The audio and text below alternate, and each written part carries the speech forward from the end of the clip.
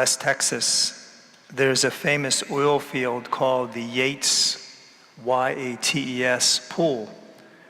And during the Depression, this was a ranch owned by a man named Yates. He raised sheep. And during the Depression, he wasn't able to keep up with his payments for his ranch, nor have enough enough money to pay for food for his children. So he was on government subsidy. And one day he got a knock on the door from an oil company, and they asked him that they'd like to drill oil in his land. At a little more than 1,000 feet, which is incredible for oil, they started giving 80,000 barrels a day. And to this day, 30, 40, 50 years later, they're still producing 100,000 barrels of oil. Can you imagine? Imagine that, if that was your land? He has, the one who owns the land owns also the mineral and oil rights to it. Here's a man that had all the oil in North America, and yet he was living in poverty because he did not know what he owned. He didn't possess it. And that's what Jesus is talking about, my friends, having a treasure. But not only finding the treasure, but possessing it. Possessing it. What's it mean to possess a treasure? You know, it's interesting. I don't know how many of you watched the British Open with golf, and Rory McIlroy won. It's a young guy from Ireland. If you ever listen to his interview, my friends, he's a wonderful kid. But you know, last year, he's won 2 tournaments this year. Last year he had one of the worst years of his life. And he said to the reporters, he said, you know, my head is thinking better this year. He said, you know, when I get up in the morning, I want to think about how to improve my game. And when I go to bed at night, I'm thinking about how to improve my game. And you know, I'm sure what he was telling the press was, you know, there was so much negativity surrounding Rory McIlroy last year and how poorly he was doing, it got into his brain and it affected his game. You know, my friends, there's so much negativity with our faith today and our culture. It gets into our brain. It gets into our brain. And then our faith slowly fades away. That's why it's so important to do spiritual reading, to pray every day. You know, if you think about God on Sunday mornings and don't think about him for the rest of the week, that's no faith, my friends. It's no faith, because it's not impacting your life. That's what Rory McIlroy said. I had to fix my thinking. I had to take what was in here and get all that negativity out so my game was better. It's the same with our faith. We need to think about it through the course of the week in order for us to impact our lives.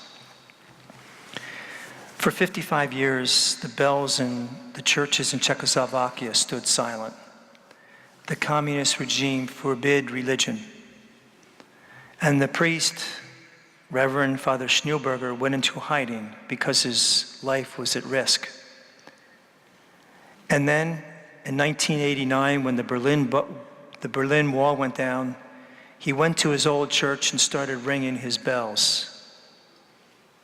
And then he put a sign on the outside of his church, and he simply said, "The Lamb wins. The Lamb wins." We don't need to be apologetic about our faith, my friends. Our faith is amazing. It survives anything. Look, it's the only thing that survived communism.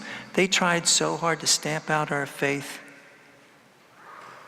and yet it survives. Because it's essential, my friends, and we need it. We need it, and it does so much for us. There's a young black African-American girl from Birmingham, and her goal in life was to become a figure skater and a concert pianist. And as she was growing up, those were not good dreams to have for a young African-American girl. Those were white people's things, to play the piano as a concert pianist and to be a dancer. So every year of her life, up to her college years, she faced racism and all the problems attached with it. She couldn't even go into a department store and use the dressing room because of her color.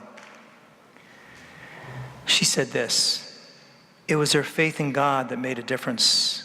She trusted him, and she approached each setback, each insult, each failure as a part of the wonderful script that God was writing for her."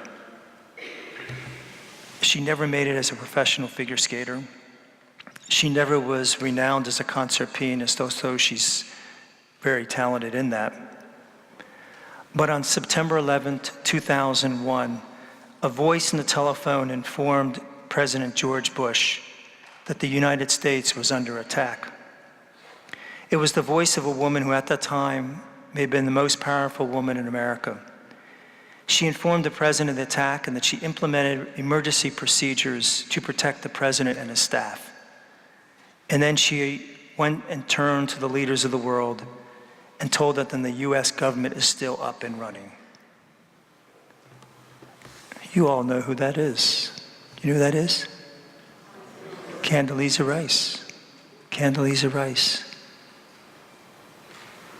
As she said, it was her faith in God that made all the difference in the world. It's so sad, my friends, to see people walk away from their faith, because it can impact our lives in such a dramatic and wonderful way. And that's what Jesus is saying. Be careful with your faith and treat it as a treasure, because it can do wonderful, wonderful things in our life. God bless you.